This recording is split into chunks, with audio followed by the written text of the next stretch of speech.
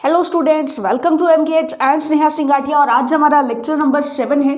Lecture number 7 है हमारा, chapter number 2 चल रहा है। और प्रीवियस वीडियो में हमने व्हीटस्टोन ब्रिज के बारे में अच्छे से सारा का सारा कॉन्सेप्ट पढ़ लिया था, जहां पर हम जो है संधारित्रों का संयोजन पढ़ रहे थे। ठीक है, तो चलिए आज हमारा नेक्स्ट टॉपिक हम स्टार्ट करते हैं। नेक्स्ट टॉपिक हम डिस्कस करने वाले हैं कि जो हमारे संधारित्र होते हैं यानी कि जो कैपेसिटर्स होते हैं, उनके मध्य अगर हम परावैद्युतांक पदार्थ भर दें। ठीक है, सबसे पहले तो देखिए हमें क्या करना है, संधारित्रों में परावैद्युतांक। ठीक है, संधारित्रों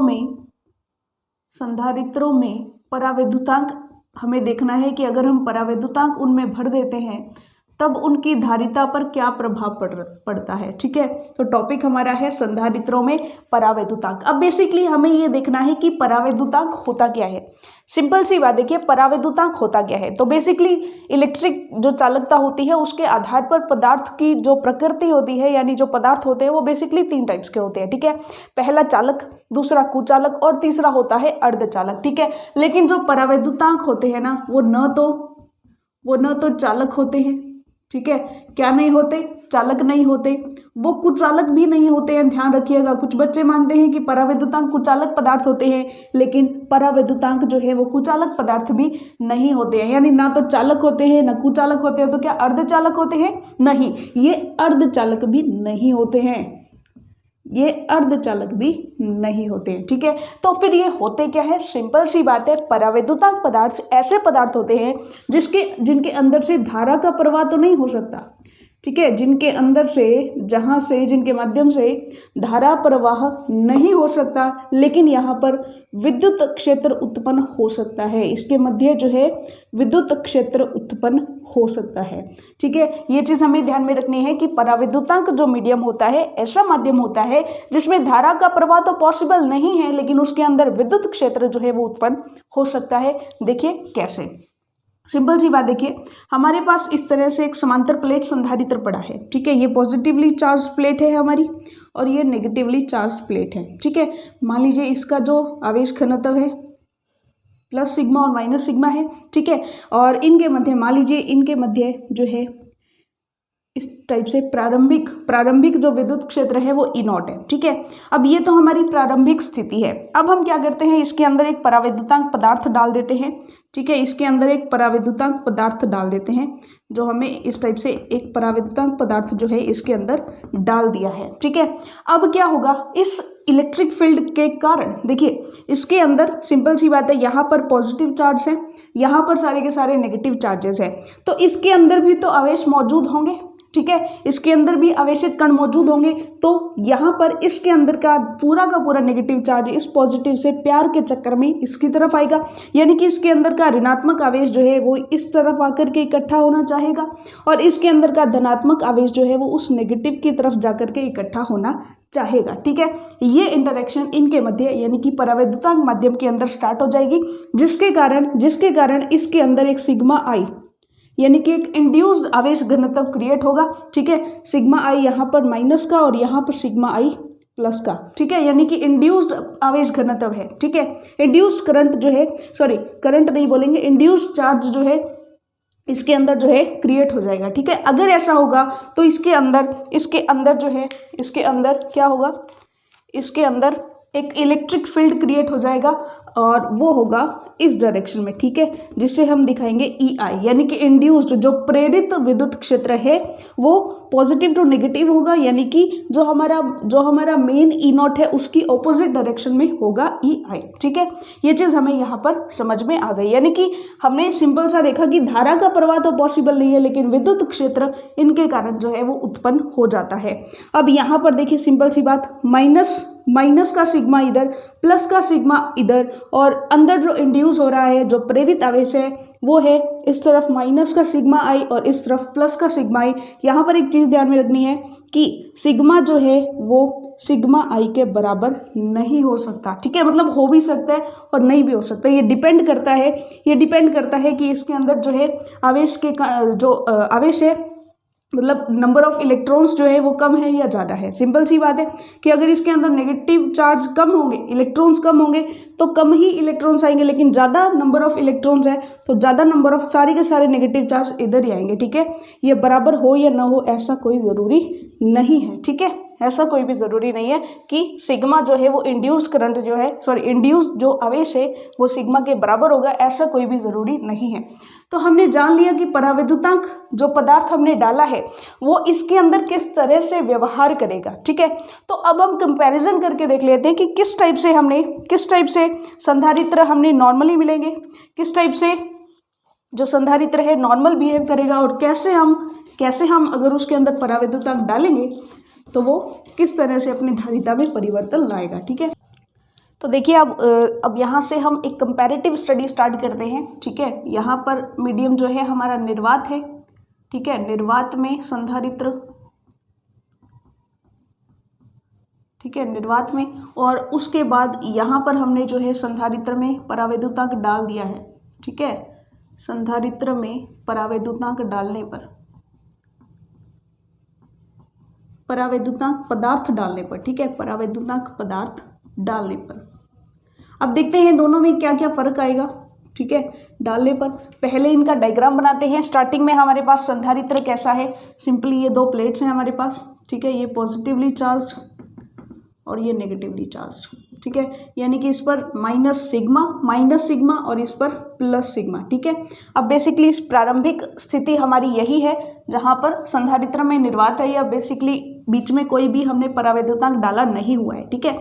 सेकंड केस में क्या होगा, सेकंड केस में हम यहाँ पर जो हमारी प्लेट्स हैं इनके मध्य जो है परावैद्युतांक पदार्थ डाल देंगे, ठीक है, यहाँ पर प्लस सिग्मा, यहाँ पर माइनस सिग्मा, और अब हम क्या करते हैं, इसके मध्य जो है परावैद्युतांक पदार्थ डाल देते हैं। इस टाइप से हमने यहाँ पर परावैद्युतांक पदार्थ जो है भर दिया है, ठीक है, परावैद्युतांक पदार्थ इसके अंदर भर दिया है। अब देखिए परावैद्युतांक से रिलेटेड परिभाषा हमने पढ़ी थी हमारे फर्स्ट चैप्टर में। क्या परिभाषा हमने पढ़ी थी कि एफ मीडियम जो होता है वो एफ एयर बटे में एप्सिलॉन आर होता है, यानी कि एप्सिलॉन आर की ही हमने परिभाषा पढ़ी थी।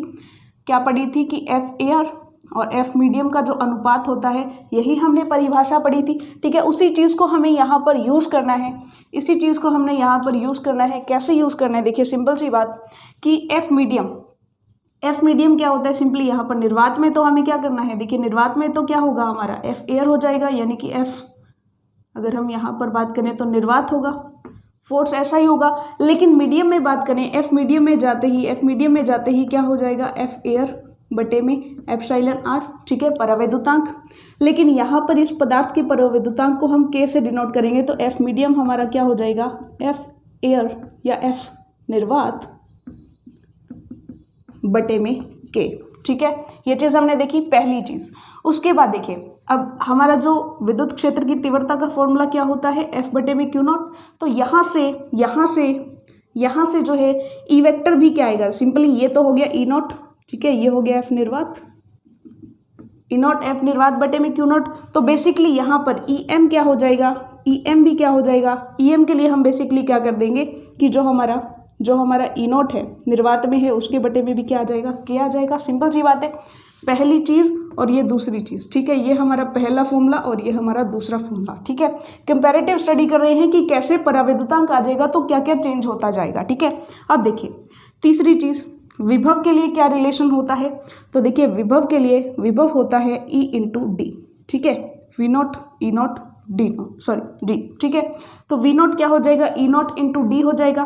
तो यहाँ भी हमारा क्या रिलेशन रहेगा, यहाँ भी देखिए जैसे ही हम वी मीडियम में आएंगे यानी कि विभवांतर आएगा मीडियम में, वैसे ही ई नॉट बटे में के आएगा। देखिए ई मीडियम तो क्या आएगा, यहाँ पर यही करेंगे ना, ई मीडियम इंटू डी। तो ई मीडियम हमारा क्या है, ई नॉट बटे में के इंटू डी। तो ई नॉट डी किसके बराबर है, वी नॉट के। तो वी एम मीडियम में क्या आ जाएगा, वी नॉट बटे में के, यानी कि निर्वात में जो है वी नॉट, ठीक है, उसके बटे में परावैद्युतांक को हम लगाएंगे, ठीक है। ये चीज़ें हमने देख ली कि कैसे हमारा फोर्स, इलेक्ट्रिक फील्ड की तीव्रता और यहाँ पर विभव की वैल्यू निर्वात में क्या रहती है और मीडियम में जाने पर यानी कि परावैद्युतांक पदार्थ डालने पर उन पर कैसा असर दिखता है, ठीक है। अब हम बात करते हैं किसकी, धारिता की। और विभव से हम चलेंगे धारिता पर, ठीक है, विभवांतर से हम चलेंगे धारिता पर। देखिए कैसे, अब हमारे पास धारिता का फॉर्मूला क्या होता है, Q बटे में विभवांतर, Q बटे में विभवांतर।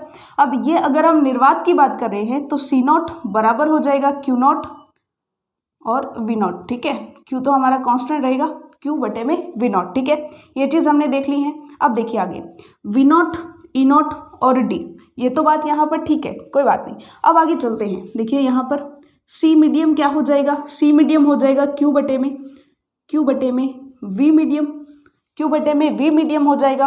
और V मीडियम हमारा V नॉट की वैल्यूज़ में क्या है देखिएगा, CM बराबर Q, VM की वैल्यू रखेंगे, क्या आएगा V नॉट बटे में K, ये ऊपर जाएगा तो ये हो जाएगा Q K बटे में V नॉट, ठीक है। ये चीज़ हमें पता चल गई।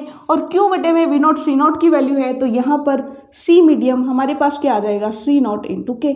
यानी कि यहाँ से हमें पता चल गया कि मीडियम के अंदर धारिता जो होती है वो निर्वात में धारिता और परावैद्युतांक का गुणनफल होती है। यहाँ से हमें ये चीज़ रिलेशन, हमारा ये जो रिलेशन है वो बहुत ही इंपॉर्टेंट रहने वाला है। यानी कि जब भी हम मीडियम के अंदर धारिता निकालेंगे तो जो उसके अंदर परावैद्युतांक पदार्थ हमने भरा है उसका जो भी परावैद्युतांक है उससे हम मल्टीप्लाई कर देंगे, तब हमारे पास आ जाएगा उस मीडियम के अंदर उसकी धारिता, ठीक है। जल्दी से इसे नोट कर लेंगे आप, और इसका स्क्रीनशॉट अगर लेना चाहते हैं तो ले सकते हैं, ठीक है। पूरा का पूरा कंपैरेटिव स्टडी हमने कर ली है। अब हम यहाँ पर देखेंगे कि जो इंड्यूस्ड करंट हमारा आता है, यहाँ पर जो करंट इंड्यूस होता है सिग्मा आई, ठीक है, उसकी वैल्यू क्या होगी। तो चलिए देखते हैं संधारित्रों में परावैद्युतांक पदार्थ डालने पर इंड्यूस्ड करंट जो है, इंड्यूस्ड जो आवेश है उसकी वैल्यू कितनी होगी। तो सिंपल सी बात है, यहाँ पर देखते हैं, यहाँ पर देखिएगा, यहाँ पर हमने एक समांतर प्लेट संधारित्र लिया है, ठीक है। ये सेम प्रोसीजर हम अभी पहले समझ के आ चुके हैं, ठीक है। इस पर जो पृष्ठीय आवेश घनत्व है दैट इज माइनस सिग्मा और इस पर है प्लस सिग्मा, ठीक है। अब जैसे ही हमने क्या किया, इसके अंदर एक परावैद्युतांक पदार्थ डाला है इसके अंदर, देखिएगा हमने इसको परावैद्युतांक पदार्थ से भर दिया है। लेकिन पहले क्या था, देखिए पहले इसके अंदर इलेक्ट्रिक फील्ड की डायरेक्शन कैसी थी, पॉजिटिव टू नेगेटिव, इसे हमने ई नॉट बोला है। तो ई नॉट बेसिकली हम ऑलरेडी इसको देख करके आ चुके हैं हमारे फर्स्ट चैप्टर में कि इस टाइप से पॉजिटिव से बाहर की तरफ इलेक्ट्रिक फील्ड कितना होता है, सिग्मा बटे में 2 एप्सिलॉन नॉट, और नेगेटिव के अंदर होता है, नेगेटिव प्लेट की तरफ होता है, वो भी कितना होता है, सिग्मा बटे में 2 एप्सिलॉन नॉट, ठीक है। तो नेट ई हमारा कितना आता है, सिग्मा बटे में 2 एप्सिलॉन नॉट प्लस सिग्मा बटे में 2 एप्सिलॉन नॉट, तो ये आता है हमारा सिग्मा बटे में एप्सिलॉन नॉट, ठीक है। ये चीज़ हम ऑलरेडी करके आ चुके हैं। तो यहाँ पर ये जो ई नॉट है स्टार्टिंग में, इसकी वैल्यू कितनी होगी, सिग्मा बटे में एप्सिलॉन नॉट, ठीक है। ये चीज़ हमने परावैद्युतांक पदार्थ के अलावा, यानी परावैद्युतांक पदार्थ हमने जब नहीं भरा तब, यानी कि एक्चुअल उसकी ई नॉट कितनी थी, सिग्मा बटे में एप्सिलॉन नॉट, ठीक है। जैसे ही हमने परावैद्युतांक भरा तो इसके अंदर के जो सारे के सारे इलेक्ट्रॉन्स हैं उन्होंने इस पॉजिटिव की तरफ आना शुरू कर दिया, तो इस पर एक नेगेटिव जो है चार्ज इस तरफ क्रिएट हो जाता है, और इस तरफ यहाँ पर सारे के सारे जो है पॉजिटिव चार्ज इसके अंदर क्रिएट होना शुरू हो जाता है। यहाँ पर होगा प्लस सिग्मा आई और ये होगा माइनस सिग्मा आई, ठीक है।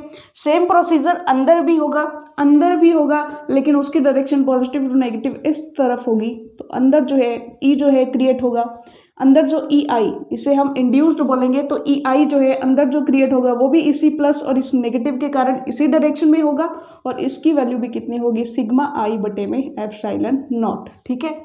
इसकी वैल्यू भी कितनी होगी, सिग्मा आई बटे में एप्सिलॉन नॉट। ध्यान दीजिएगा सिग्मा आई होगा, सिग्मा आई इंड्यूस्ड जो हमारे चार्जेस हैं उनके कारण होगा, ई आई किसके कारण, सिग्मा आई के कारण, ठीक है। और इसकी वैल्यू भी क्या हो जाएगी, सिग्मा आई बटे में एप्सिलॉन नॉट, ठीक है। ये चीज़ हमें पता चल चुकी है, ये चीज़ हमें अच्छे से पता चल चुकी है कि किस टाइप से प्रेरित जो आवेश हैं उनके क्रिएट होने के कारण यहाँ पर इंड्यूस्ड इलेक्ट्रिक फील्ड जो है वो क्रिएट हो जाएगा, ठीक है। तो यहाँ से ई नेट क्या आएगा, देखिए यहाँ से ई नेट, ई नॉट उस डायरेक्शन में है, ई आई इस डायरेक्शन में है, तो ई नेट हमारा क्या हो जाएगा, देखते जाइएगा, ई नेट हमारा क्या हो जाएगा, ई नॉट, और जो ई आई है वो हमारा इसका विरोध करेगा, ठीक है। ये चीज़ हमें पता चल चुकी है कि ई नेट जो है हमारा वो क्या हो जाएगा, ई नॉट माइनस ई आई, ठीक है। तो देखिए अब क्या होगा, अब देखिए ई नेट, अब देखिए यहाँ पर मीडियम कैसा है, परावैद्युतांक मीडियम है, परावैद्युतांक मीडियम है तो जो ई नेट है, ई नेट है उस पर परावैद्युतांक मीडियम का असर दिखेगा और जो ई नेट हमारा हो जाएगा, देखिए ई नेट जो होगा हमारा वो क्या होगा, हमारा जो प्रारंभ में मतलब स्टार्टिंग में बिना परावैद्युतांक के जो ई नोट थी उसके बटे में के, ठीक है। ई नेट हमारा ये हो जाएगा और ई नोट और ई आई हमारा ये रहा, तीनों की वैल्यूज अगर हम रखते हैं, देखिए यहाँ पर ध्यान रखेंगे कि ई आई में यहाँ पर एप्सिलॉन आर या के नहीं लगाएंगे, ठीक है, क्योंकि हमने इंड्यूस्ड करंट का कॉन्सेप्ट ही ले लिया। के तो किस पर इफेक्ट डाल रहा है, के तो हमें बता रहा है जब हमने ई नेट निकाल लिया, ठीक है। ई नेट की दो वेज हैं, या तो हम जो उसके विपरीत जो हुआ है उसको घटा ले या फिर हम क्या कर दे, परावैद्युतांक से उसको डिवाइड कर दे, ठीक है।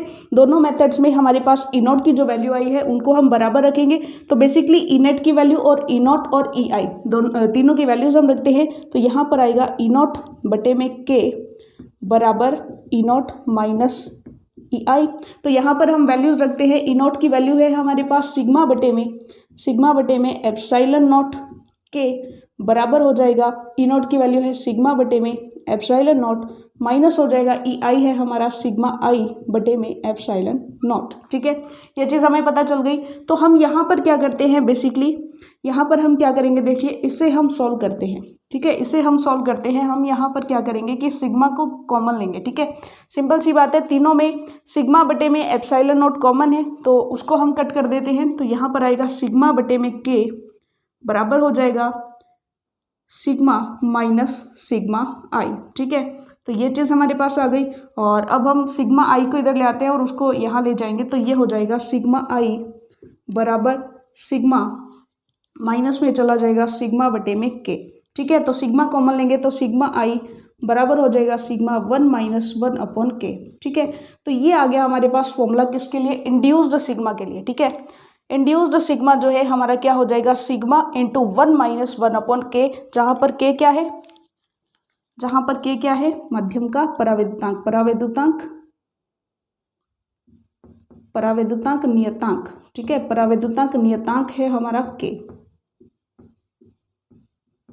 तो हमने यहाँ पर निकाल लिया है कि कैसे हमारा सिग्मा आई, कितना सिग्मा आई यानी कि कितना सिग्मा हमारा यहाँ पर इंड्यूस होगा उस माध्यम के लिए, उस माध्यम के अंदर जिसका परावैद्युतांक कितना है, के है, ठीक है। ये चीज़ हमें पता चल चुकी है। तो संधारित्रों में परावैद्युतांक को हमने जो है अच्छे से पढ़ लिया है और बेसिकली हमारे पास फॉर्मूला भी आ चुका है कि जो हमारा C होगा वो क्या होगा, C नॉट इंटू के होगा, यानी कि जो धारिता होगी वो निर्वात में धारिता की परावैद्युतांक को हमें क्या करना है, उससे मल्टीप्लाई कर देंगे तो मीडियम के अंदर आ जाएगी, ठीक है। तो बेसिकली अब हम इस फॉर्मूले से रिलेटेड कुछ चीज़ें करेंगे जिसके अंदर, यानी कुछ कॉन्सेप्ट्स देखेंगे जिसके अंदर पूरा का पूरा परावैद्युतांक पदार्थ नहीं भरा होगा, बल्कि उसके अंदर कुछ डिस्टेंस तक, यानी कि बीच में कुछ ही डिस्टेंस तक हमने परावैद्युतांक पदार्थ हमने भरा होगा, तब हम, यानी कि परावैद्युतांक पदार्थ को अगर हम आंशिकतः भरे, पूर्णतः न भरे, आंशिकतः हमारी इच्छा के अनुसार आंशिक रूप से अगर हम भरे, पूरा न भरे, तो वहां पर जो धारिता है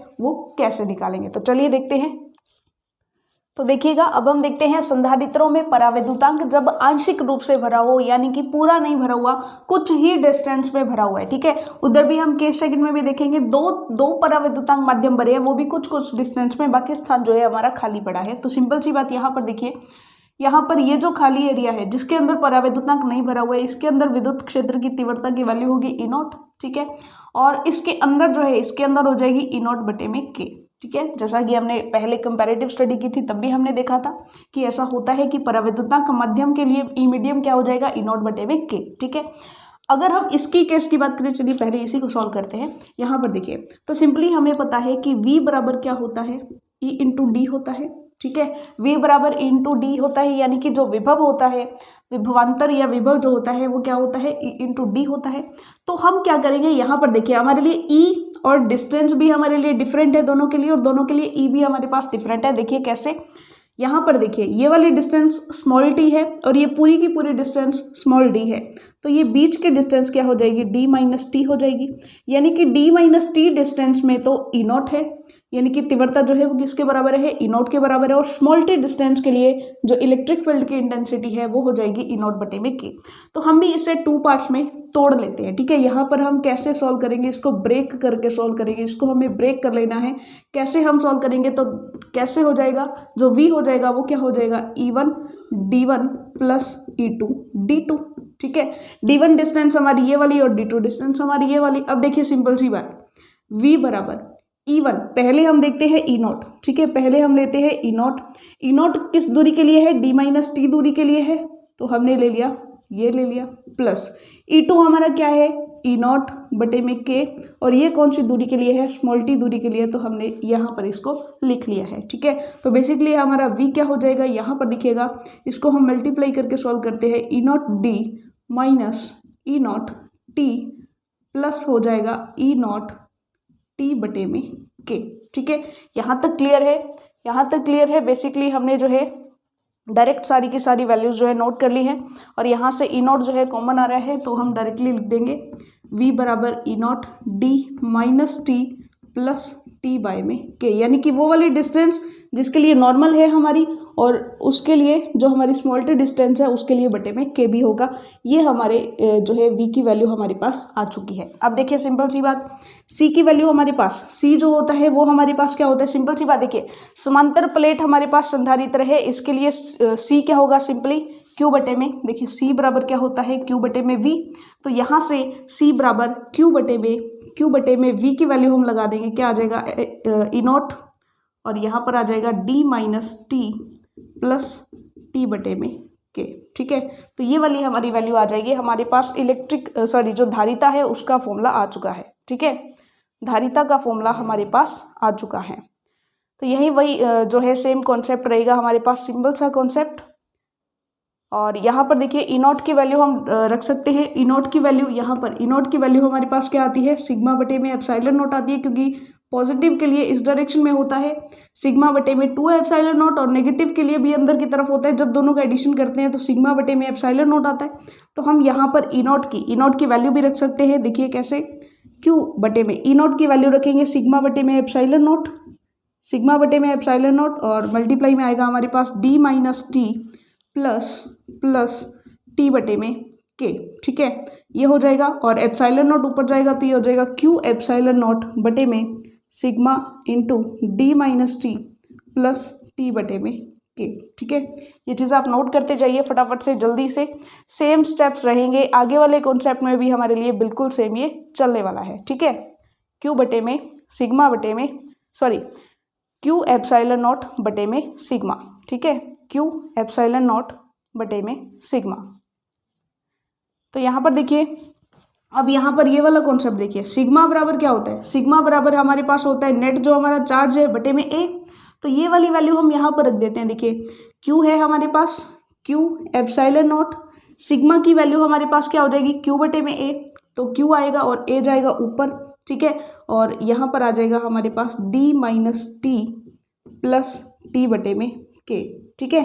बिल्कुल इजी से स्टेप्स हैं, जस्ट वैल्यूज रखते जा रहे हैं। तो जैसे ही हम कैंसिल करेंगे तो ये आ जाएगा एप्सिलॉन नॉट ए बटे में डायरेक्ट आ जाएगा हमारे पास d minus t plus t बटे में के, ठीक है। चलिए, तो ये आ गया हमारे लिए फॉर्मूला।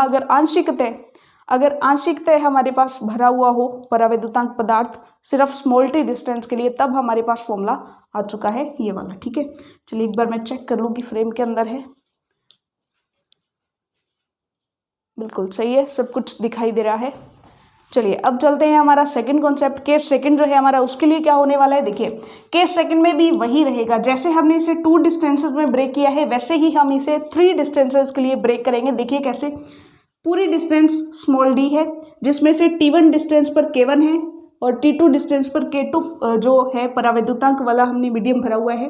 तो देखिए यहाँ बाहर तो ई नॉट हो जाएगा K1 के लिए, यहाँ पर अंदर जो है ई नॉट बटे में K1 इलेक्ट्रिक फील्ड की इंटेंसिटी हो जाएगी, और इसके लिए हो जाएगी ई नॉट बटे में K2, ठीक है। अब देखिए, यानी कि यहाँ पर हम जो है V की वैल्यू कैसे निकालेंगे, सेम कॉन्सेप्ट चलेगा। V बराबर क्या होता है, E इंटू डी। तो यहाँ पर जैसे हमने 2 पार्ट्स में ब्रेक किया है, वहाँ पर हम 3 पार्ट्स में ब्रेक करेंगे। V बराबर हो जाएगा E1 D1 plus E2 D2 plus E3 D3। अब देखिए D1 डिस्टेंस, सबसे पहले तो हम लेते हैं D1 डिस्टेंस, यानी कि देखिए T1 ये रही, T2 ये रही, तो बाकी जो बची E0 वाली डिस्टेंस बची कितनी, D में से T1 घटा दो और T2 भी घटा दो, ये वाली डिस्टेंस बची है जिस पर डायरेक्टली E0 जो है हमारा इंटेंसिटी है। तो यहाँ पर V बराबर E0 कितने डिस्टेंस के लिए है, तो इसके लिए हम क्या करेंगे D minus T1 minus T2, ठीक है। ये वो डिस्टेंस आ गई जो खाली जगह बची हुई है हमारे पास टोटल, ठीक है। प्लस अब देखिए, अब नेक्स्ट हमारे लिए T1 डिस्टेंस के लिए हम लिखेंगे E0 बटे में K1, और कितनी डिस्टेंस के लिए है, T1 डिस्टेंस के लिए, प्लस फिर हम देखेंगे T2 डिस्टेंस के लिए हमारा E3 क्या हो जाएगा, E0 बटे में K2, और ये कौन सी डिस्टेंस के लिए है, T2 डिस्टेंस के लिए है, ठीक है। सेम कॉन्सेप्ट्स को हमें रिपीट करना है। V बराबर E0 हम कॉमन ले लेंगे, E0 जैसे यहाँ पर कॉमन लिया था यहाँ पर, वैसे ही हम यहाँ पर भी E0 कॉमन लेंगे, तो हमारे पास क्या आएगा, सबसे पहले तो D minus T1 minus T2, ये वाली चीज़ यहाँ पर आ जाएगी, प्लस यहाँ पर देखिए, यहाँ पर बचेगा T1 बटे में K1 और प्लस में बचेगा T2 बटे में K2, ठीक है। ये हमारा सारा का सारा कॉन्सेप्ट आ चुका है हमारे पास। अब देखिए, अब हमारे पास C क्या हो जाएगा, C बराबर हमारे पास क्या हो जाएगा, Q बटे में V। तो हमें क्या करना है, Q बटे में V, यानी कि ये सारी की सारी वैल्यूज हमें नोट कर लेनी है, ठीक है।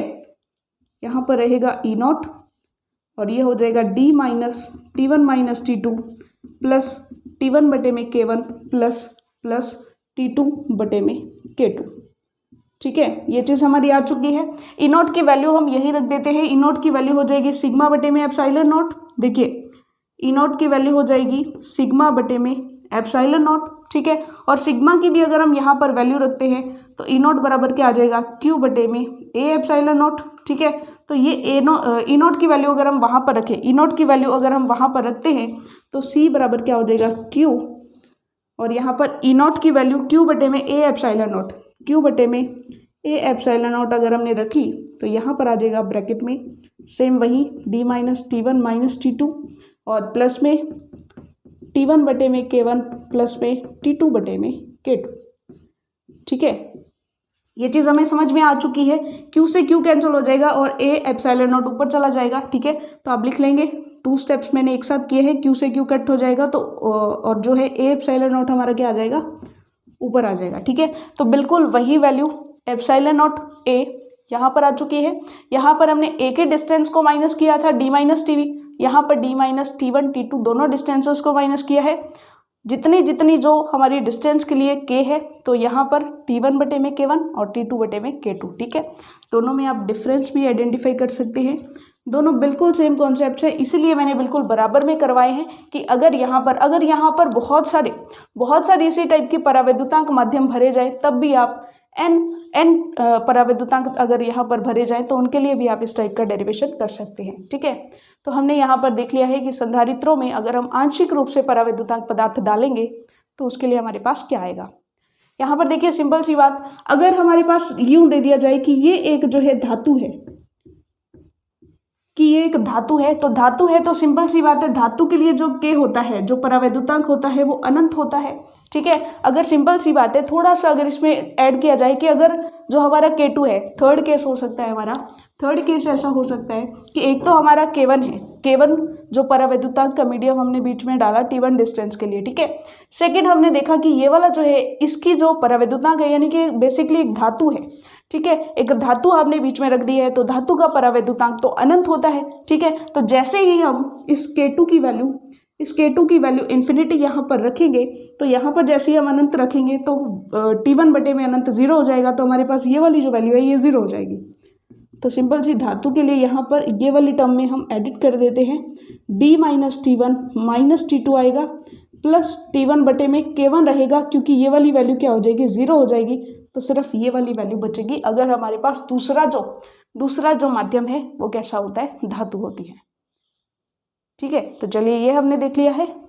अगर यहाँ पर ये डिस्टेंस सेम भी होती है, T1 और T2 अगर बराबर है, मान लीजिए T1 और T2 बराबर है T के, तो यहाँ पर D माइनस 2T हो जाएगा और ये हो जाएगा T बटे में K, ठीक है। ऐसा भी हो सकता है।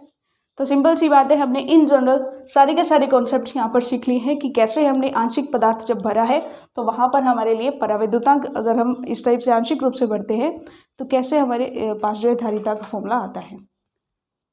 तो चलिए देखते हैं। अब हम देखते हैं कुछ ऐसे टाइप्स देखते हैं जहाँ पर बहुत सारे परावैद्युतांक पदार्थ जो है वो अलग अलग तरीके से भरे होते हैं। तो चलिए देखते हैं। तो देखिए केस 3 एंड केस 4 हम देखते हैं, जिसके अंदर हमारे पास जो है परावैद्युतांक मीडियम, दो तरह के परावैद्युतांक मीडियम है, d/2 डिस्टेंस में और d/2 डिस्टेंस में भरा हुआ है। केस 4 हम बाद में देखते हैं। अगर हम यही वाला फॉर्मूला लगाते हैं, देखिए यही वाला फॉर्मूला जो हमने केस 2 में अभी डिराइव करके आए हैं, जिसके अंदर फॉर्मूला क्या होता है, धारिता A epsilon not d minus T1 minus T2। पहले तो डिस्टेंस को, दोनों डिस्टेंसेस को घटा दिया d में से, और फिर हमने लिया एक एक डिस्टेंस को उसके परावैद्युतांक नियतांक के साथ। ठीक है, ये फॉर्मूला हम अभी डिराइव करके आए। अगर हम यहाँ पर लगाते हैं कि d/2 डिस्टेंस के लिए हमने K1 डाला है, d/2 डिस्टेंस के लिए K2 डाला है, यानी कि पूरा का पूरा परावैद्युतांक भर दिया है, लेकिन आधा आधा भरा है, दो तरह के परावैद्युतांक है। ठीक है, तो सिंपल सी बात है, T1 हमारी क्या हो जाएगी, T1 भी हमारी d/2 हो जाएगी और T2 भी हमारी क्या हो जाएगी, d/2 हो जाएगी। तो सिंपल सी बात हम यहाँ पर देखते हैं A एप्सिलॉन नॉट, यहाँ पर देखिए d minus d/2 minus d/2 और माइनस d/2 दोनों को, T1 और T2 को हमने घटा दिया और प्लस में हमने किया d/2 K1 plus d/2 K2। ठीक है, ये चीज़ हमने जैसे यूज़ की तो यहाँ पर देखिए d में से माइनस मतलब करें अगर हम d/2 और d/2 को, तो ये हो जाएगा d माइनस d, जो कि हमारा क्या हो जाएगा, 0 हो जाएगा। तो ये वाली टर्म पूरी की पूरी क्या हो जाएगी, 0 हो जाएगी। ठीक है, तो यहाँ से c हमारा क्या आएगा, A एप्सिलॉन नॉट यहाँ पर आएगा d/2 K1 plus d/2 K2। ठीक है, ये वाला फॉर्मूला हमारे पास आ जाता है, जिसे हम एक बार यहाँ पर लिख लेते हैं कि c हमारा क्या आया है, A एप्सिलॉन नॉट बटे में d/2 अगर हम कॉमन लें तो K1 प्लस K2। ठीक है, सॉरी यहाँ पर देखिएगा, यहाँ पर d/2 K1 नीचे आया है। ठीक है, ये थोड़ा सा गलत हो गया, देखिएगा d हमारा कॉमन आ जाएगा, d/2 हमारा कॉमन आ गया, तो ये हो जाएगा 1/K1 प्लस 1/K2। ठीक है, ये चीज़ हमने देख ली है। तो यहाँ पर देखिए अगर हम इस फॉर्मूला का यूज़ करके करें तब तो हमारे पास ये वैल्यू आ जाएगी जो कि हमने यहाँ पर रखी है। लेकिन अगर हमारे पास इस टाइप से है तब तो हमने इस टाइप से मेथड लगा लिया, लेकिन हमारे पास इस टाइप से अगर हमारे पास परावैद्युतांक भरा हुआ है तब हम क्या करेंगे, तो सिंपल सी बात है, यहाँ पर एक अलग से कॉन्सेप्ट यूज़ करते हैं। देखिए कैसा कॉन्सेप्ट यूज़ करते हैं, बहुत ही मज़ेदार कॉन्सेप्ट है। देखिए कैसा हम कॉन्सेप्ट यूज़ करेंगे। खैर यहाँ पर T1 और T2 की ज़रूरत नहीं पड़ेगी।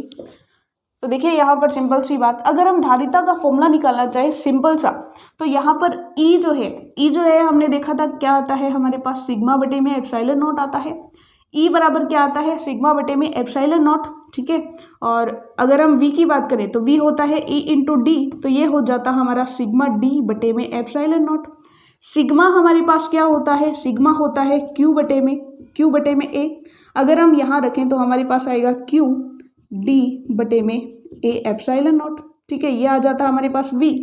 अगर हम C देखें तो C हमारे पास क्या होता है, Q बटे में V, तो Q बटे में V की वैल्यू रखें Q D और A एप्सिलॉन नॉट ऊपर जाता, तो हमारे पास यहाँ से C की वैल्यू आती A एप्सिलॉन नॉट बटे में D। ठीक है, यानी कि C की वैल्यू हमारे पास क्या आ गई, A एप्सिलॉन नॉट बटे में D। अगर C मीडियम में है यानी कि परावैद्युतांक के लिए अगर हम बात कर रहे हैं तो उसके लिए C मीडियम क्या आएगा, A एप्सिलॉन नॉट की जगह परावैद्युतांक भी उससे मल्टीप्लाई हो जाएगा, क्योंकि C मीडियम क्या होता है, C0 इंटू K। तो C0 हमारा ये हो गया और इंटू में K भी हमारे पास आ जाएगा। ठीक है, तो ये चीज़ हमें ध्यान में रखनी है। अगर हमें ये फॉर्मूलाज ध्यान में है, C0 बराबर क्या हो जाएगा, A E0 बटे में D। और अगर C मीडियम की बात करें तो क्या हो जाएगा, A E0 D इंटू में K। ठीक है, ये चीज़ अगर हमें ध्यान में है तो हम इसे आसानी से जो है कर सकते हैं।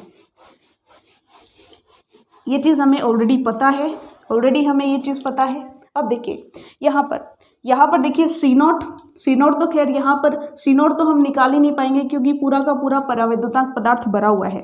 हम यहाँ पर देखेंगे C1 इसके लिए और इसके लिए क्या हो जाएगा, C2 हो जाएगा। यानी कि हम मानते हैं कि यहाँ पर दो हमारे पास संधारित्र है, हम इसको दो संधारित्र मान करके चलते हैं कि दो संधारित्र हैं और कैसे हैं, सीरीज में लगे हुए हैं, ठीक है, एक के बाद एक जो है दोनों सीरीज में लगे हुए हैं। और यहाँ पर हम कंसिडर करते हैं कि ये वाला हमारा C1 है और ये वाला हमारा C2 है, जो कि कैसे है, पैरेलल में है। अगर हम ये कॉन्सेप्ट यूज करते हैं तो हम कैसा भी हमारे पास केस आ जाए, मान लीजिए अब इसके बाद जो 5th केस हम करेंगे जिसके अंदर हम इस टाइप से एक परावैद्युतांक पदार्थ यहाँ भर दिया, दूसरा यहाँ भर दिया और तीसरा हमने यहाँ भर दिया, तो इस टाइप के कॉम्बिनेशंस भी हम आसानी से कर पाएंगे, ठीक है। तो हम यहाँ पर कंसीडर करेंगे कि यहाँ पर C1 और C2 हमारे कैसे हैं, सीरीज क्रम में है और केस फॉर्म में हमारे पास कैसे हैं, पैरेलल में है, ठीक है। तो देखिए सिंपल सी बात, यहाँ पर अगर हम C1 और C2 की वैल्यू फाइंड आउट करना चाहें तो C1 और C2 की वैल्यू देखिए, C1 मीडियम के अंदर A E0 बटे में dA, तो हमारा सिंपल हो जाएगा A। अब देखिए एरिया तो कांस्टेंट है, इसके लिए एरिया तो कांस्टेंट है लेकिन डिस्टेंस d/2 है, ठीक है। एरिया तो कैपिटल A ही है और d डिस्टेंस हमारी कितनी है, d/2 है। तो हम यहाँ पर देखिए, यहाँ पर नहीं लिखते हैं, यहाँ पर हम देखते हैं कि हमारे पास C1 और C2 क्या होंगे। C1 देखिए, C मीडियम के अंदर हमें क्या करना है, सबसे पहले एरिया लेना है, उसके बाद हमें एप्सिलॉन नॉट लेना है, के परावैद्युतांक मीडियम कैसा है, K1 लेना है बटे में। अब देखिए डिस्टेंस कितनी है, d/2 है, तो d/2 डिस्टेंस लेंगे और चलिए ये हो गया हमारे पास, और ये d/2 है तो ये ऊपर चला जाएगा, ये हो जाएगा 2A E0 K1 बटे में d। C2 की बात करें तो ये आएगा 2A एप्सिलॉन नॉट K2 बटे में d, ठीक है। ये चीज़ हमें ऑलरेडी पता चल चुकी है। अब देखिए आगे, अब हमें पता है कि अगर दो संधारित्र जो है श्रेणी क्रम में होते हैं तो उनके लिए C तुल्य के लिए फॉर्मूला ये होता है, ठीक है। 1/में C तुल्य क्या होता है, 1/में C1 प्लस 1/में C2, ठीक है। तुल्य धारिता के लिए फॉर्मूला होता है। अब देखिए 1/C नेट या C तुल्य बराबर क्या आएगा, 1/में C1 यानी कि D बटे में हो जाएगा सब कुछ 2A एप्सिलॉन नॉट K1, ठीक है, प्लस में हो जाएगा D बटे में 2A एप्सिलॉन नॉट K2, ठीक है। ये चीज़ हमें पता चल चुकी है। अब हम जो कॉमन आ रहा है कॉमन निकाल लेते हैं, D बटे में 2A एप्सिलॉन नॉट कॉमन आ रहा है, ठीक है, और अंदर बच रहा है 1/K1 प्लस 1/K2। ये चीज़ हमारे पास आ चुकी है और ये वैल्यू है हमारे पास 1/में C नेट, 1/में C नेट है। अब C नेट की वैल्यू अगर हम पलट करके निकालें तो देखिए यहाँ से C तुल्य C नेट हमारे पास क्या आ रहा है, इसे हम ऊपर कर लेते हैं 2A एप्सिलॉन नॉट बटे में D, और इसके साथ ही मल्टीप्लाई में है हमारे पास 1/K1 प्लस 1/K2, ठीक है। ये चीज़ हमें पता चल गई। जस्ट हमने क्या कर लिया है, इसका इन्वर्स कर लिया है, तो बिल्कुल यही वो वैल्यू है जो हमने स्टार्टिंग में फॉर्मूला से निकाली थी। यहाँ पर देखिए अगर हम 2 को ऊपर लेकर के जाते हैं तो बिल्कुल वही फॉर्मूला बन जाता है, 2A epsilon not D 1/K1 plus 1/K2, ठीक है। तो यानी कि हमारा ये जो मेथड है जिसमें हमने इन दोनों को अलग अलग दो संधारित्र मान के सॉल्व किया है, तो वो मेथड हमारे लिए करेक्ट है, ठीक है। अब देखिए इसके लिए अगर हम करेंगे, इसके लिए भी सेम कॉन्सेप्ट रहेगा। यहाँ पर देखिए डिस्टेंस तो सेम है लेकिन एरिया आधा है, ठीक है। यहाँ पर एरिया सेम था लेकिन डिस्टेंस कैसी थी, आधी थी, लेकिन यहाँ पर डिस्टेंस सेम है लेकिन एरिया हाफ है, ठीक है। यहाँ पर डिस्टेंस सेम है लेकिन एरिया हाफ है। तो यहाँ पर इसके लिए इन दोनों के लिए C1 और C2, ठीक है। C1 और C2 की वैल्यूज देखते हैं। देखिए सिंपल सी बात, C medium A epsilon not K बटे में D हो जाएगा। तो सिंपल सी बात देखिए, एरिया पहले का एरिया कितना है, A/2 गुणा में epsilon not into epsilon not K1 है और बटे में क्या हो जाएगा D, ठीक है, क्योंकि D डिस्टेंस तो D ही है दोनों के लिए, ठीक है। अब देखिएगा नेक्स्ट देखिएगा A/2 एप्सिलॉन नॉट K2 बटे में D।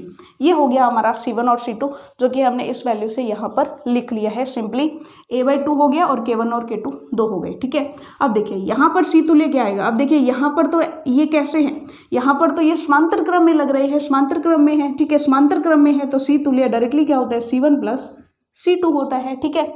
तो डायरेक्टली हम क्या कर लेंगे, इनका एडिशन कर लेंगे। अगर हम इनका एडिशन करते हैं डायरेक्टली तो C नेट हमारे पास क्या आ जाएगा, A एप्सिलॉन नॉट K1 बटे में 2D plus A epsilon not K2 बटे में 2d। ठीक है, ये चीज़ आपको क्लियर हो गई। ए एप्सिलॉन नॉट बटे में 2d कॉमन आ गया और यहाँ पर बच जाएगा हमारे पास k1 प्लस k2, तो ये आ गया सी नेट।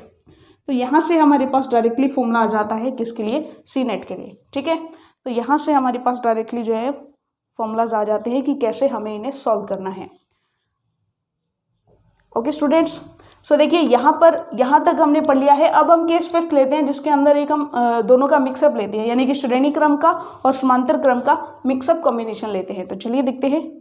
तो देखिए अब हमारा केस नंबर 5 हम देखते हैं। ठीक है, कुछ इंपॉर्टेंट चीज़ें जो हमें ध्यान में रखनी है। जैसे सबसे पहली बात, यहाँ पर देखिए k1, k2 और k3 तीनों मीडियम्स कुछ इस टाइप से एडजस्ट किए हुए हैं जिसमें हम ये समझ सकते हैं कि k2 और k3 मीडियम जो है ये दोनों जो है सीरीज में हैं और इन दोनों के पैरेलल में है कौन, k1। ठीक है, तो ये हमने समझ लिया। अब हम यहाँ ये कंसिडर कर लेते हैं कि c2 और c3 दोनों सीरीज में है और c1 इन दोनों के पैरेलल में है। ठीक है, तो बेसिकली यहाँ पर देखिए c का फॉर्मूला हमारे पास क्या था, ए एप्सिलॉन नॉट k बटे में d। यहाँ पर हमें एक चीज़ ध्यान में रखनी है कि k1 के लिए d तो हमारा कंप्लीट d है और एरिया हमारा हाफ है। ठीक है, लेकिन k2 के लिए d/2 है और a/2 है। इसी टाइप से k3 के लिए डिस्टेंस हमारी d/2 है और एरिया हमारा a/2 है। ठीक है, तो उसी टाइप से हमने c1 क्या लिखेंगे, c1 के लिए हम क्या लिखेंगे a/2, क्योंकि इसके लिए एरिया हाफ है। एप्सिलॉन नॉट k1 इसका परावैद्युतांक है और d डिस्टेंस कंप्लीट है। लेकिन बाकी सब के लिए सेम, सभी चीज़ें सेम रहेंगी, लेकिन d जो है वो क्या हो जाएगा, d/2 और d/2 हो जाएगा। ठीक है, अब इसे सॉल्व करते हैं। यहाँ पर होगा a एप्सिलॉन नॉट k1 बटे में ये जो 2 है नीचे जाएगा तो ये हो जाएगा 2d। ठीक है, लेकिन यहाँ पर d/2 और a/2 का 2 और 2 कैंसिल हो जाएंगे आपस में। ये 2 इस 2 से, यहाँ पर भी ये 2 इस 2 से कैंसिल हो जाएगा, तो ये आएगा a एप्सिलॉन नॉट k2 बटे में d। ठीक है, इसी टाइप से यहाँ भी क्या होएगा, a एप्सिलॉन नॉट k3 बटे में d। ये चीज़ हमें पता चल गई। अब हम पहले सॉल्व करते हैं c2 एंड c3। ठीक है, c2 एंड c3 कैसे हैं, सीरीज में हैं। अगर ये सीरीज में है तो सीरीज के लिए 1 में c तुल्य 1 में c नेट इनका क्या आएगा। ठीक है, इसके लिए यह क्या आएगा, 1/c2 प्लस 1/c3। ठीक है, इसे हम एक बार c23 लिख देते हैं ताकि हमें पता रहे कि ये 2 और 3 का नेट है। ठीक है, तो देखिए यहाँ पर 1 में c2। ठीक है, c2 का इन्वर्स लिखते हैं d में a epsilon not k2 plus 1 में c3 हमारा क्या हो जाएगा, d में a एप्सिलॉन नॉट k3। तो यहाँ से हमारे पास कॉमन आ जाएगा, क्या कॉमन आ जाएगा, d में a एप्सिलॉन नॉट कॉमन आ जाएगा, तो हमारे पास बचेगा 1/k2 प्लस 1/k3। ठीक है, ये चीज़ हमें पता चल गई।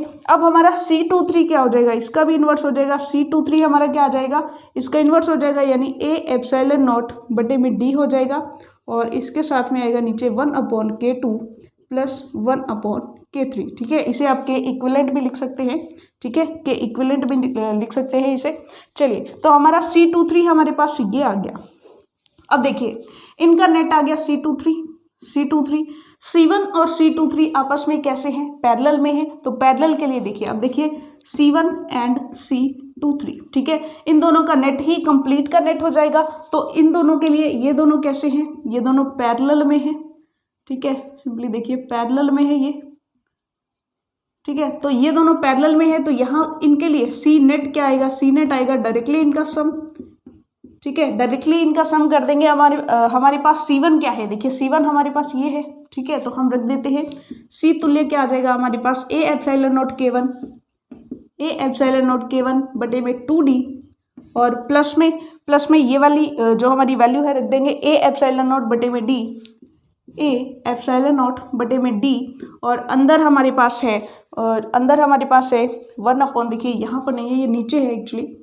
ठीक है, ये हमारे पास नीचे है कि 1/k1 k2 प्लस k3। ठीक है, ये हमारे पास वैल्यूज़ हैं। अगर हम इन्हें जो है सॉल्व करके ऊपर लेकर के जाना चाहिए, एलसीएम करके इसको सॉल्व कर सकते हैं, k2 k3 और यहाँ आ जाएगा k3 प्लस k2। तो इसे हम ऊपर ले जाकर भी इसे जो है सॉल्व करके ये भी लिख सकते हैं। आप इसे और भी सॉल्व कर सकते हैं। ठीक है, ये चीज़ आपको समझ में आ गई। ठीक है, तो ये हमारा आ चुका है सी नेट सभी के लिए। ठीक है, अब देखिए सर्किट, ये जो हमारा डेरिवेशन है वो हमारा काफ़ी जो है कॉम्प्लिकेटेड था, लेकिन जैसे ही आपके पास वैल्यूज़ होंगी, अगर इस पर न्यूमेरिकल अब आप करेंगे इस फॉर्मूला पर, तो डायरेक्टली जब आप सॉल्व करेंगे तो ये वैल्यूज़ आपस में जो है सॉल्व होती जाएगी, तो हमारे लिए बहुत ही ईजी सा आंसर आ जाएगा। ठीक है, यहाँ पर पर्टिकुलर हमारे पास किसी भी चीज़ की वैल्यू अभी गिवन नहीं है क्योंकि हम न्यूमेरिकल नहीं कर रहे हैं, तब आपको थोड़ा सा डिफिकल्ट लग रहा है, लेकिन जैसे ही ये सारी की सारी वैल्यूज़ मैथमेटिकल फॉर्म में होंगी तब ये हमारे लिए बहुत ही ईजी हो जाएगा। ठीक है, तो चलिए होपफुली अगर ये केस आपने अच्छे से सॉल्व कर लिया है, माइंड में आपके फिट हो चुका है, यानी कि पूरा का पूरा कॉन्सेप्ट आपके दिमाग में रच बस गया है, यानी कि किसी भी तरीके का डेरिवेशन, किसी भी टाइप का कॉम्बिनेशन आपको दे तब आप उसको सॉल्व कर पाएंगे जब हमारे पास संधारित्रों में परावैद्युतांक पदार्थ भरा हो आंशिक रूप से। ठीक है, आंशिक रूप से। तो चलिए हमारा चैप्टर ऑलमोस्ट कंप्लीट हो चुका है, सिर्फ 2 टॉपिक्स हमारे बचे हैं कि अगर हम समांतर प्लेट संधारित्र को गोलीय फॉर्म में ले, गोलीय संधारित्र जिसे हम बोलते हैं, एक तो हमारा वो बचा है, और सेकेंड हमारा बचा है कि अगर हमारा संधारित्र बेलनाकार संधारित्र हो। ठीक है, तो गोलीय और बेलनाकार संधारित्र अभी हम देख लेते हैं और इसी के साथ हमारा चैप्टर कंप्लीट भी हो जाएगा। तो चलिए देखते हैं गोलीय संधारित्र और बेलनाकार संधारित्र। तो चलिए टॉपिक स्टार्ट करते हैं हमारा गोलीय संधारित्र। ठीक है, सबसे पहले देखिए, अगर आप डिफरेंस क्रिएट नहीं कर पा रहे हैं कि गोलीय संधारित्र और एक हमने पढ़ा था चालक गोलीय संधारित्र। ठीक है, स्टार्टिंग में हमने एक चालक गोला लिया था, उसे हमने संधारित्र बना करके समझा था, लेकिन यहाँ पर ऐसा नहीं है। ठीक है, यहाँ पर ऐसा नहीं है क्योंकि यहाँ पर हमने जो है, जैसे हमने समांतर प्लेट संधारित्र लिया था तो उसे हमने राउंड फॉर्मेट में लिया है, यानी कि दो सकेंद्रीय गोले हमने लिए हैं इस टाइप से। ठीक है, तो यहाँ पर देखिए सिंपल सी बात, यहाँ पर देखिए ये है हमारा गोलीय संधारित्र। ठीक है, कुछ टेक्निकल टर्म्स हैं जो हमें ध्यान में रखनी होंगी, यानी कि इस गोलीय संधारित्र के लिए कुछ टर्म्स है, कुछ शर्तें हैं, उन्हें हमें ध्यान में रखना होगा। फर्स्ट ऑफ ऑल देखिए, जो छोटा गोला है उसकी रेडियस हमने स्मॉल a कंसीडर की है, जो बड़ा गोला है उसकी रेडियस हमने स्मॉल b कंसीडर की है। ठीक है, अब देखिए यहाँ पर इस पर जो है प्लस q आवेश होता है और इस पर माइनस q आवेश होता है, तो इसके लिए हमें थोड़ा सा वहाँ जाने की ज़रूरत पड़ेगी ताकि हम इस चीज़ को अच्छे से समझ सके। अब देखिए यहाँ पर सिंपली ये स्मॉल a रेडियस का और ये स्मॉल b रेडियस का हमने 2 गोले लिए हैं। ठीक है, 2 गोले हमने लिए हैं। यहाँ पर जो अंदर वाला हमारा गोला है उस पर मान लीजिए प्लस q आवेश है। ठीक है, बाहर वाले गोले की एक बार हम बात नहीं कर रहे हैं, बाहर वाले गोले पर हम मानते हैं कि एक बार इस पर स्मॉल q आवेश है। ठीक है, इस पर एक बार के लिए हमने स्मॉल q आवेश लिया है और हमने इसको कर दिया ग्राउंडेड, इसको हमने ग्राउंडेड किया है ताकि हमें जो है बी बिंदु पर जो विभव मिले वो कैसा होना चाहिए, 0 होना चाहिए, यानी कि ये जो बिंदु बी है इस पर विभव कैसा होगा, 0 होगा। हमेशा ये ध्यान रखना है, ये चीज़ हमेशा ध्यान में रखनी है क्योंकि हमने इसे क्या किया है, भू संपर्कित कर दिया है, ग्राउंडेड कर दिया है। ठीक है, ग्राउंडेड कर दिया है, ये चीज़ आपको ध्यान में रखनी है कि बी पर हमें विभव जो है कैसा चाहिए, 0 चाहिए, और अगर बी बिंदु पर विभव 0 होगा तब यहाँ पर इसके बराबर लेकिन ऑपोजिट आवेश रहेगा। ये चीज़ हम वहाँ पर प्रूफ करने वाले हैं। देखिए कैसे, ए त्रिज्या का गोला और वहाँ रहा ये जो हमारा बड़ा जो हमारा गोला है वो रहेगा बी त्रिज्या का बड़ा गोला। ठीक है, तो इस बी बिंदु पर हम विभव देखना चाह रहे हैं, किसके कारण होगा, एक तो अंदर वाले प्लस क्यू के कारण होगा, एक हमारा बाहर वाला जो माइनस क्यू है उसके कारण होगा। सिंपल सी बात देखिए, यहाँ पर हमारा ए रेडियस का गोला है और यहाँ पर हमारा बी रेडियस का गोला है, ये वाला। ठीक है, अब देखिए इस बिंदु पर हम विभव निकालना चाहते हैं, और यहाँ पर स्मॉल क्यू आवेश है और यहाँ पर प्लस कैपिटल क्यू आवेश है। ठीक है, तो सिंपल सी बात है कि यहाँ पर इस प्लस क्यू के कारण इसके सेंटर से यहाँ तक कितनी दूरी हो जाएगी, अब देखिए ए वाला जो गोला है, ठीक है, इस गोले पर है कितना आवेश, प्लस क्यू आवेश, तो इस गोले पर प्लस क्यू आवेश है, तो इसके कारण गोले से बाहर स्मॉल बी डिस्टेंस तक जो हमारा प्लस क्यू के कारण विभव होगा उसकी वैल्यू क्या हो जाएगी, के क्यू बाई में बी, यानी कि ये कैसी होगी, गोले के बाहर होगी, कितनी डिस्टेंस पर, स्मॉल बी डिस्टेंस पर। ठीक है, स्मॉल आर डिस्टेंस पर गोले के जब बाहर जो कोई बिंदु पी पर जो हम विभव देखते हैं तो उसकी वैल्यू यही होती है। ठीक है, अब हम देखते हैं स्मॉल क्यू के कारण हमें देखनी है सतह पर। ठीक है, सतह पर देखनी है स्मॉल क्यू के कारण, तो ये डिस्टेंस इसकी रेडियस हो जाएगी जो स्मॉल बी हो जाएगी, तो सतह पर सतह पर, स्मॉल b डिस्टेंस पर रहेगा और किसके कारण रहेगा, स्मॉल q के कारण। तो ये तो बाहर है और ये इसके सरफेस पर है, ठीक है। ये चीज़ हमें पता चल गई। तो KQ बटे में b और K स्मॉल q बटे में b, ठीक है। ये आ जाएगा B बिंदु पर विभव, ठीक है। जैसे ही हमने इसको भूसंपर्कित किया वैसे ही, क्योंकि धरती है, अगर ज़्यादा होता है तो ग्रहण कर लेती है, कम पड़ता है तो दे देती है, सिंपल सी बात। तो ग्राउंडेड करने का मतलब कि वहाँ पर विभव कैसा हो जाएगा, जीरो हो जाएगा, यानी कि नेट VB कैसा हो जाएगा, जीरो हो जाएगा। अगर VB जीरो हो गया दैट मीन्स ये जो है ये माइनस ऑफ दिस के बराबर हो जाएगा। जैसे ही हमने K और स्मॉल b को काटा तो हमें पता चल गया कि अगर हमने इसको ग्राउंडेड किया है तो यहाँ पर जो Q है वो कितना रह जाएगा, माइनस Q के बराबर रह जाएगा। यानी कि हमें पता चलता है कि यहाँ पर ग्राउंडेड करते ही विभव तो कितना आ जाएगा, जीरो आ जाएगा और उसके अंदर माइनस Q आवेश स्टेबल रहेगा, ठीक है। ये चीज़ हमने ऑलरेडी यहाँ पर देख ली है। ओके, तो चलिए अब देखते हैं आगे। इतना आपने नोट कर लिया होगा, ठीक है। ये चीज़ नोट करके अवश्य लिखें ताकि जब भी आप सेकंड टाइम इसका रिवीजन करें तब आपको अच्छे से ये चीज़ें क्लियर होती चली जाएं, ठीक है, कि कैसे VB हमें जो है जीरो मिला है और कैसे यहाँ पर Q बराबर माइनस Q ही होगा, ठीक है। अब यहाँ पर कॉन्सेप्ट स्टार्ट करते हैं हमारा। बेसिकली देखिए, यहाँ पर हम गाउसियन पृष्ठ की कल्पना करेंगे E को आइडेंटिफाई करने के लिए और बेसिकली हम यहाँ पर देखेंगे विभवांतर, ठीक है। तो यहाँ पर देखिए सिंपल सी बात, अगर हम गाउसियन पृष्ठ ले A से छोटा यानी कि A के अंदर ले, तो A के अंदर कोई भी आवेश नहीं है, आपको पता है। इसके अंदर, गोले के अंदर तो कोई भी आवेश नहीं है, यानी कि इसके लिए समीशन ऑफ Q जीरो हो जाएगा, तो इसके अंदर E भी कितना हो जाएगा, जीरो हो जाएगा, ठीक है। और अगर हम चले गोले से बाहर, अगर हम चले इस स्मॉल b सॉरी ये वाली जो है रेडियस स्मॉल b से भी बाहर चले तो यहाँ भी कोई भी आवेश नहीं है, यानी कि इसके लिए भी E कितना हो जाएगा, जीरो हो जाएगा। यानी कि सिंपल सी बात है, अगर हम गाउसियन पृष्ठ बाहर कंसीडर कर रहे हैं तो इसके अंदर नेट आवेश कितना होगा, माइनस Q और प्लस Q बराबर जीरो हो जाएगा। यानी कि अगर हम बाहर बड़ी रेडियस का अगर एक गाउसियन पृष्ठ की कल्पना कर रहे हैं तो उसके अंदर कुल नेट आवेश माइनस Q और प्लस Q कितना हो जाएगा, जीरो हो जाएगा। तो इसके लिए भी समीशन Q कितना हो जाएगा, जीरो हो जाएगा, इसलिए E बराबर जीरो हो जाएगा। लेकिन ध्यान रखेंगे कि अगर हम गाउसियन पृष्ठ की कल्पना यहाँ पर कर रहे हैं, ऐसा गाउसियन पृष्ठ ले रहे हैं, ऐसा गोलीय गाउसियन पृष्ठ ले रहे हैं यहाँ पर इस टाइप से, जिसकी रेडियस A से बड़ी हो लेकिन B से छोटी हो, यानी इसके बीच में हो, तब हमारा E बराबर जीरो नहीं होगा। इस चीज़ का हमें ध्यान में रखना है, ठीक है। ये चीज़ हमें ध्यान में रखनी है। तो हमने ये वाला गाउसियन पृष्ठ जो है माना है।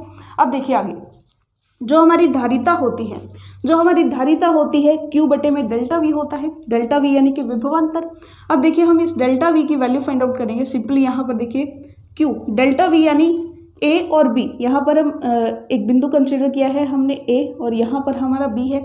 इन दोनों बिंदुओं के मध्य जितना विभवांतर होगा, यानी कि यहाँ पर हम कंसीडर करते हैं VA माइनस VB, ठीक है। तो जो हमने यहाँ पर देखा वो चीज़ यहाँ भी हमारी यूज़ होगी कि VB जो है हमने कैसा कंसीडर करके रखा हुआ है, VB हमने ऑलरेडी जीरो किया हुआ है क्योंकि हमने ग्राउंडेड कर दिया है। तो यहाँ से C बराबर हमारे पास क्या आ जाएगा, Q बटे में VA, ठीक है। यानी कि अगर हम इस टाइप का गोलीय संधारित्र लेते हैं तो उसकी धारिता C बराबर Q बटे में A बिंदु पर जितना, इस A बिंदु पर अंदर वाले गोले पर जितना विभव होगा उसके बराबर आएगा। अब हमें देखना है अंदर वाले A गोले पर विभव, ठीक है। अब देखिए यहाँ पर सिंपल सी बात है, इसी चीज़ को मॉडिफाई कर लेते हैं। यहाँ पर हमारा माइनस Q है और हमें लेना है बिंदु ये, ठीक है। यहाँ पर ये A बिंदु लेना है हमें, ठीक है। ये चीज़ क्लियर हो गई। अब हम देखते हैं VA हमारा क्या होगा, देखते जाइएगा। इस A बिंदु पर, ठीक है, ये जो A बिंदु है इसके लिए क्या हो जाएगा, छोटे गोले के कारण यानी कि प्लस Q के कारण कैसा होगा, गोले की सतह पर होगा और कितनी दूरी पर होगा, स्मॉल a दूरी पर होगा, ठीक है। और अगर हम चले माइनस Q के कारण तो गोले के अंदर होगा, ठीक है। माइनस Q के कारण तो गोले के अंदर चला जाएगा, तो ये होगा अंदर। और विभव हमें पता है कि गोले के अंदर विभव उतना ही होता है जितना कि उसकी सरफेस पर होता है, यानी कि इससे अंदर जाएंगे, इस माइनस Q से अंदर जाएंगे तो अंदर उतना ही होगा जितना उसके सरफेस पर होगा। तो माइनस Q के सरफेस पर यानी कि B डिस्टेंस पर जितना होगा उतना ही होगा, ठीक है। तो चलिए हम यहाँ पर विभव देख लेते हैं। सिंपल सी बात, देखिए सब चीज़ें मिटा देते हैं, ठीक है। यहाँ तक आपको क्लियर हो चुका होगा कि प्लस क्यू के कारण जो ए बिंदु है, देखिए यहाँ पर सिंपल सी बात है, एक बार और देख लेते हैं ताकि आपको अच्छे से क्लियर हो। ये हमारा बाहर वाला गोला है और ये हमारा अंदर का गोला है, ठीक है। ये जो रेडियस है ए हो जाएगी और ये वाली जो रेडियस है वो बी हो जाएगी, ठीक है। अब देखिए बिंदु हमने लिया है यहाँ पर, ये हमारा ए बिंदु है, ठीक है। ए बिंदु जो है छोटे वाली यानी कि ए रेडियस वाले गोले के तो सतह पर है, ठीक है। तो प्लस क्यू के कारण यानी इसके कारण, इस प्लस क्यू के कारण इस गोले के सतह पर देखा जाएगा। तो सतह पर यानी कि रेडियस ए के लिए, दूरी ए के लिए देखा जाएगा। अब देखिए माइनस क्यू के कारण, इस माइनस क्यू के कारण गोले के अंदर होगा, ए बिंदु इस गोले के अंदर है, गोले के अंदर उतना ही विभव होता है जितना उसके सरफेस पर होता है। तो अगर हम इस सरफेस पर देखेंगे तो वो कितना आएगा, के क्यू बटे में बी यानी कि बी डिस्टेंस के लिए आएगा बड़े गोले के लिए। तो यहाँ पर यह हो जाएगा बी दूरी के लिए माइनस क्यू के कारण गोले के अंदर, ठीक है। ये चीज़ अच्छे से क्लियर हो चुकी है, तो फटाफट जो है यहाँ तक नोट कर लेंगे। चलिए अब आगे चलते हैं। प्लस क्यू के कारण ए डिस्टेंस पर क्या हो जाएगा, के क्यू बटे में ए, ठीक है, के क्यू बटे में ए। और यहाँ पर प्लस और यहाँ पर के। माइनस क्यू के कारण है तो हमें पता है कि विभव क्योंकि अदिश राशि है तो हमें जो है जो आवेश रखना होता है उसको उसके चिन्ह के साथ रखना होता है। तो चलिए देखते हैं, के क्यू बटे में ए माइनस में हो जाएगा के क्यू बटे में बी, ये हो जाएगा हमारा वी बी, ठीक है। अब हमारे यहाँ पर वी ए है हमारा, ठीक है, वी ए हमने निकाला है, ये आ गया हमारा वी ए। अब हम यहाँ से कॉमन भी ले लेते हैं। चलिए देखिए, के क्यू कॉमन लिया तो ये आ गया 1/a माइनस 1/b, ये आ गया हमारा वी ए, ठीक है। अब हम वी ए की वैल्यू को यहाँ पर रख देते हैं।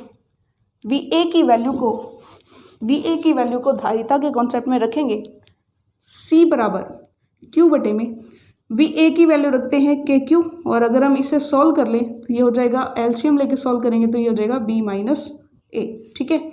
ए भी ऊपर जाएगा और Q से Q कैंसिल भी हो जाएगा, तो यहाँ से हमारे पास आएगा ए बी बटे में जो है b माइनस ए इंटू में के, ठीक है। तो यहाँ से हमारे पास एक गोलीय संधारित्र की धारिता जो आती है वो क्या आ जाती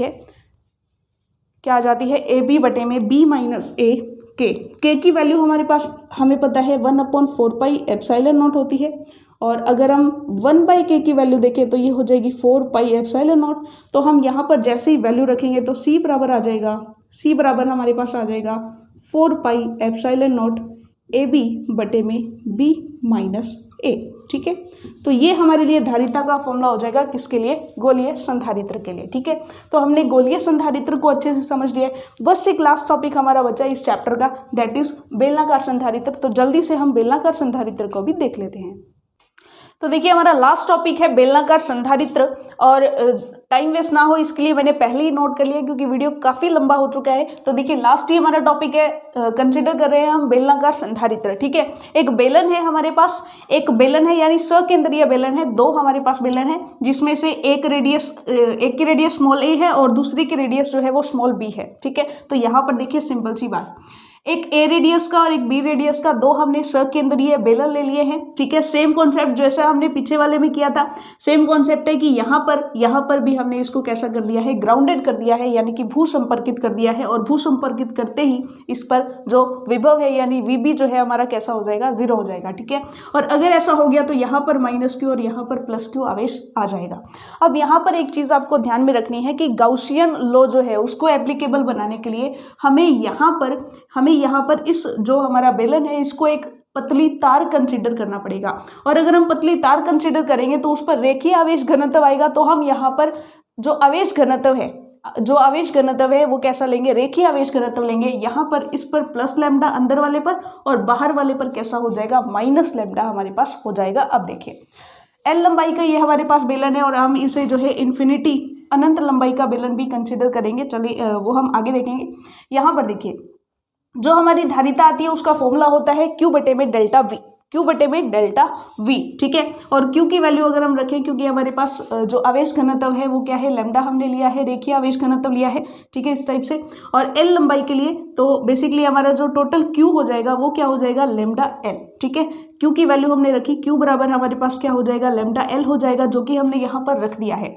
अब देखिए यहाँ पर हम, क्योंकि बेलन जो है हमारा अनंत लंबाई का भी हो सकता है, तो हम यहाँ पर टोटल धारिता की बजाय टोटल धारिता की बजाय एकांक लंबाई पर धारिता की वैल्यू फाइंड आउट करते हैं, ठीक है। इसलिए हमने जो है एल को यहाँ पर ले आएंगे, सी बटे में एल हो जाएगा, क्योंकि एकांक लंबाई के लिए हम धारिता की वैल्यू यहाँ पर फाइंड आउट करेंगे और ये होगी लैम्डा बटे में डेल्टा वी, ठीक है।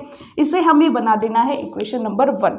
अब देखिए सिंपल सी बात, विभवांतर जो होता है उसके लिए ये हमारे पास फॉर्मूला होता है, ठीक है। तो यहाँ पर हम क्या करेंगे, स्मॉल जो हमारा है अल्पांश लेकर के, देखिए हमने यहाँ पर एक छोटा सा अल्पांश लेंगे हम dr, ठीक है।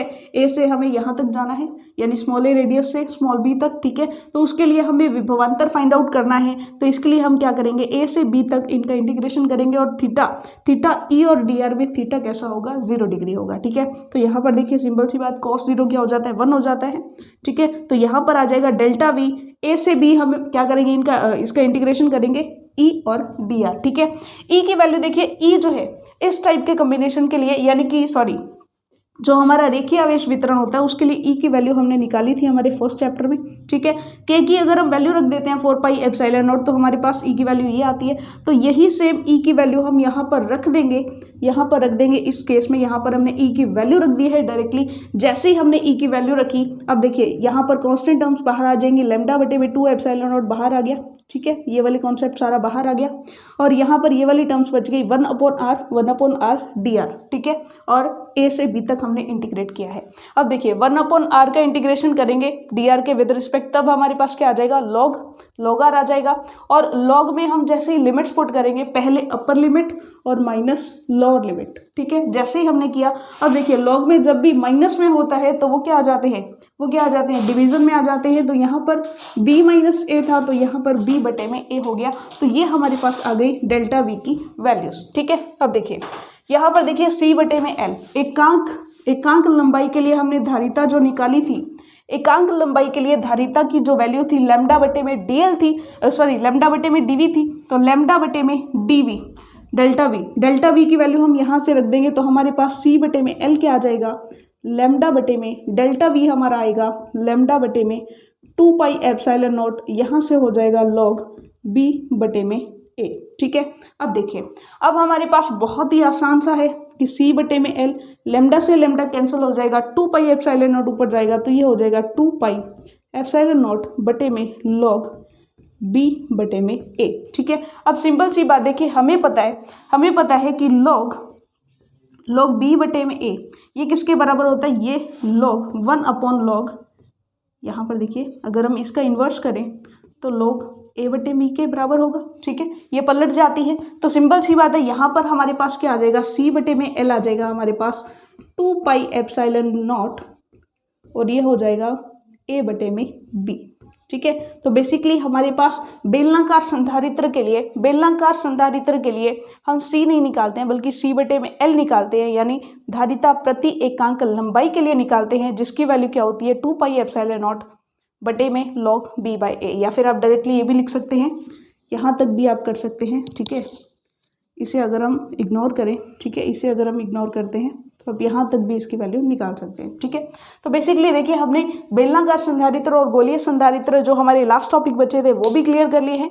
तो यहाँ तक हमारा चैप्टर होता है पूरा, और जैसे ही हमारे जो फर्स्ट बुक के सारे चैप्टर्स थ्योरेटिकली पूरे हो जाएंगे, तो उसके बाद हम न्यूमेरिकल अप्रोच के साथ, बिल्कुल हमारा जब सेशन एंड की तरफ होगा, तब हम न्यूमेरिकल अप्रोच भी बहुत ही अच्छे से डिस्कस करेंगे। Okay students, thank you very much. मिलते हैं हमारे नेक्स्ट चैप्टर, 3rd चैप्टर में।